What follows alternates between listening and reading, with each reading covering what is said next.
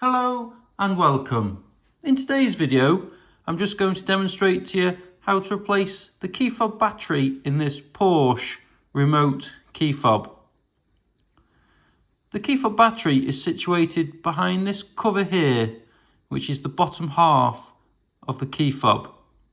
So first thing we do is put the blade into the upright position, and now we just get our fingers and thumbs in and just remove the cover like so.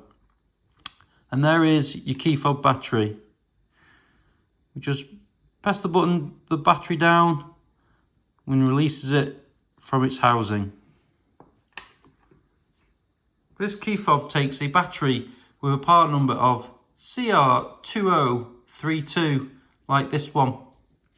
We just simply get our new key fob battery and we just pop it back into the housing like so, making sure that the writing on the battery is facing upwards and we know it's in its correct location.